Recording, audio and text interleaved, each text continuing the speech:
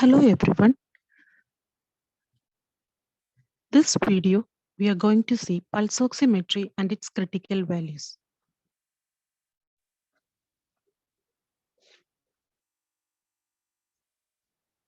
Pulse oximeter is an instrument which is used to measure the oxygen saturation in the body, or it is an indicator of the percentage of hemoglobin which is saturated with oxygen at the time of measurement. This pulse oximeter which measures the amount of oxygen which is being carried in the blood in the form of percentage. So it helps us to measure the heart rate as well as the tissue perfusion. Oxygen saturation. The blood contains a protein which is known as hemoglobin, which transports oxygen from the lungs to the rest of the body, where it releases the oxygen for the cell to use in the form of oxyhemoglobin. Oxygen, which enters the lungs and then it is passed on to the blood. The blood carries the oxygen to the various organs in our body in the form of oxyhemoglobin.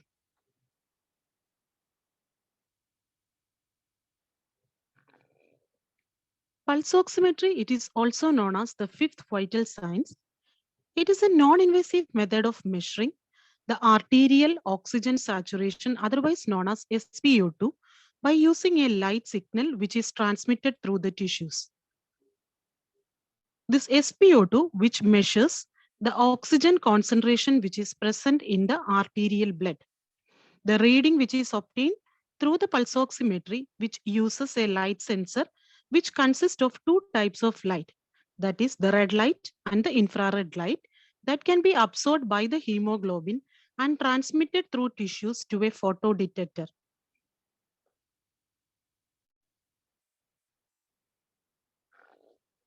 Types of pulse oximeter.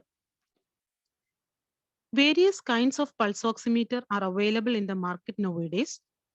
The common type of pulse oximeters are pulse oximeter as a part of an anesthetic machine, a portable desktop unit, or a finger or mobile pulse oximeter.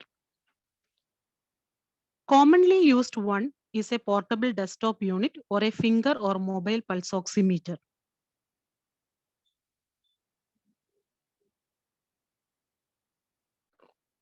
Parts of a pulse oximeter. The pulse oximeter, which is a finger type 1 or a mobile pulse oximeter, which has a one button operation, that is an on or off button, and there will be a display screen. The display screen, we have a pulse rate will be there, oxygen saturation will be there, and the power display will be there. So at the back side, there will be a battery with a cover, and on the side, the pulse rate bar graph can be shown. At the on or off side, there will be a finger opening. So on the opposite side, we need to press so that there will be an opening. So there the patient can keep their finger for assessing the oxygen saturation.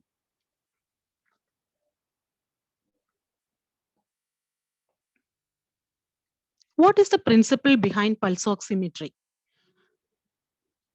Pulse oximetry consists of two types of light, that is a red and infrared light, which is emitted by an LED, and it has a photodetector.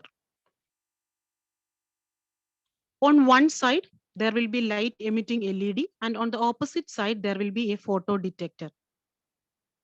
The oxygenated and the deoxygenated hemoglobin have different light absorption rate. The oxygenated hemoglobin absorbs more infrared light. On the other hand, the deoxygenated hemoglobin absorbs more red light. For example, if the oxygen saturation is less in the blood, it absorbs more red light than infrared rays. With the amount of light which is reaching the photodetector, it is very easy to calculate the amount of SpO2 in percentage. How it works? So pulse oximeter, there will be a finger opening. So we have to press on the opposite side and the finger should be placed in between the light source and the light detector or the photo detector. The light which is emitted from the light source, which goes across the pulse oximeter probe and reaches the light detector. Non-absorbing light reaches directly to the detector.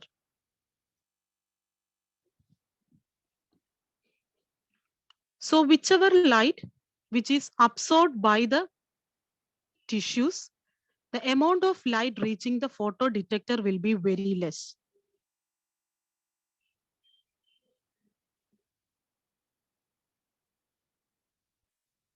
The amount of light which is absorbed, which depends on three physical properties.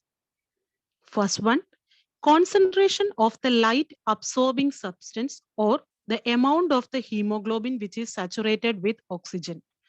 Second one, the length of the light path in the absorbing substance.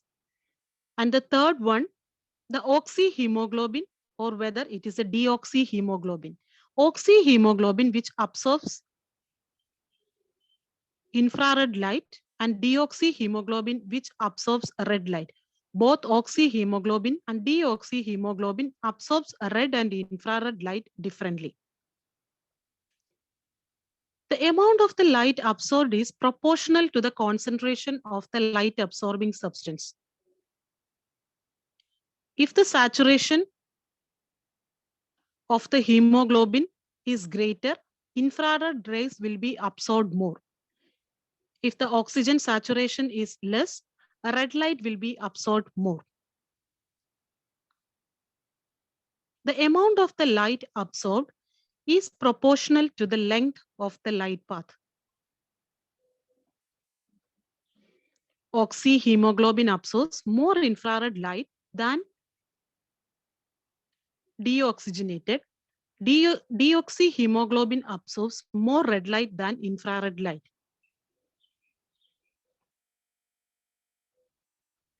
Using this property, the saturation can be calculated in percentage. The amount and type of light which is transmitted through the tissue is converted to a digital value representing the percentage of hemoglobin which is saturated with oxygen. The normal level of oxygen saturation is 95 to 100%. A low SpO2, which gives an alarming warning for hypoxemia before the signs of cyanosis or a change in heart rate. SpO2 clearly states any chance for hypoxemia can be identified with the help of oxygen saturation. Site to assess the oxygen saturation. The oxygen saturation probe can be placed on various parts of the body where the blood circulation is more. The site which is commonly used to assess the oxygen saturation are the fingers, toes, ear, and bridge of the nose where the blood flow is more. So that area can be used to assess the oxygen saturation.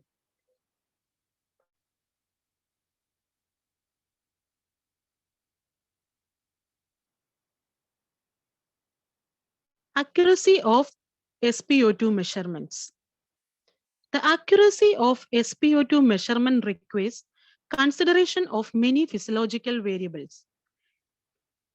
In that, the patient variables include the following: the hemoglobin level of the patient, arterial blood flow to the vascular bed, temperature of the digit or the area where the oximetry sensor is located, patient oxygenation ability, the fraction of inspired air, that is the percentage of inspired oxygen, evidence of ventilation perfusion mismatch, the amount of ambient light seen by the sensor, and the venous return at the sensor location or area where the probe is placed.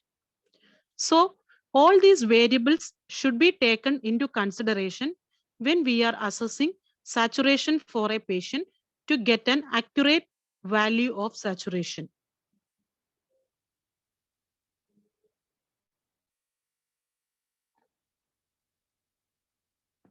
Critical values of oxygen saturation. When a patient should be alert, when a patient require assistance from a doctor after checking oxygen saturation.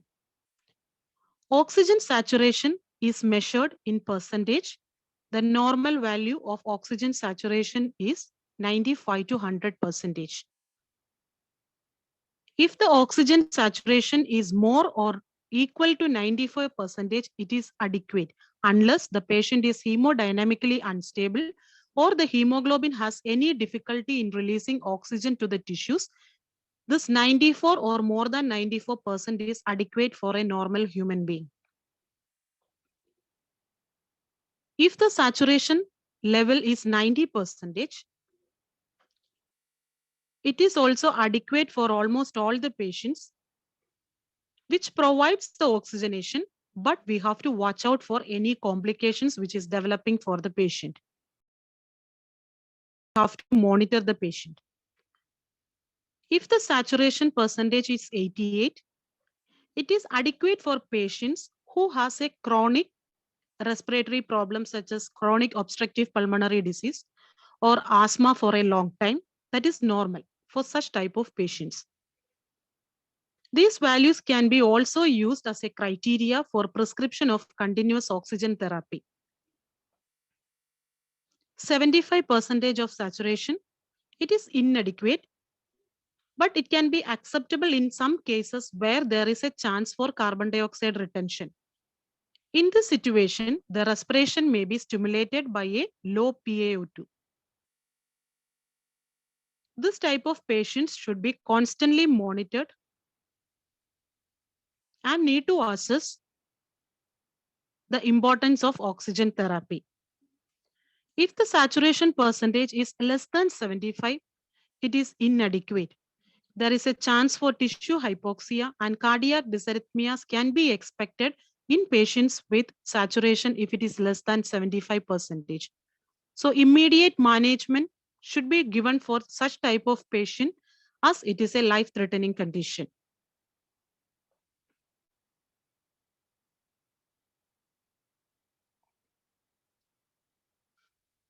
What are the nurse's responsibility when checking oxygen saturation?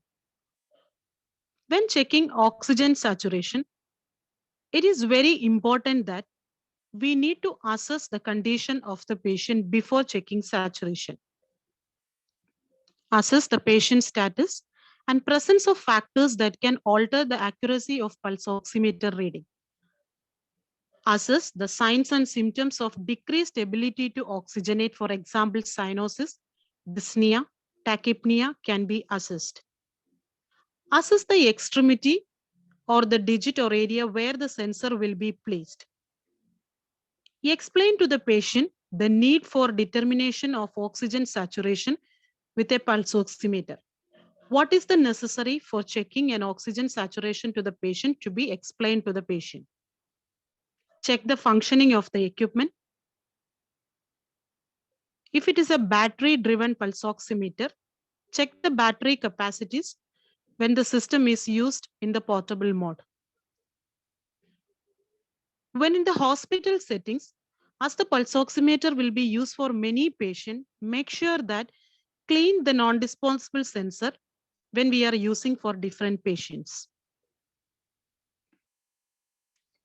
Avoid distal sites like indwelling arterial or any catheters placed or blood pressure cuff is there or any stockings or military anti-shock trousers or venous engorgement.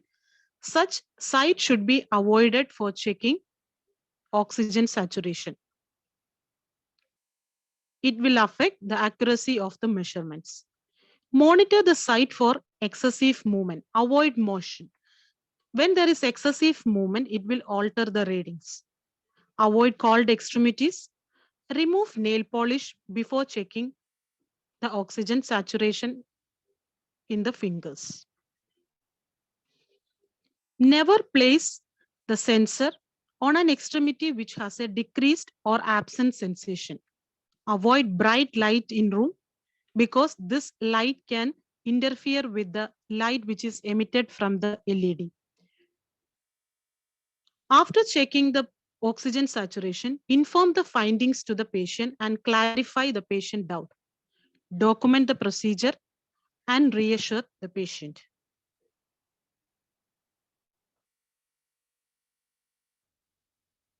Thank you for your patient listening.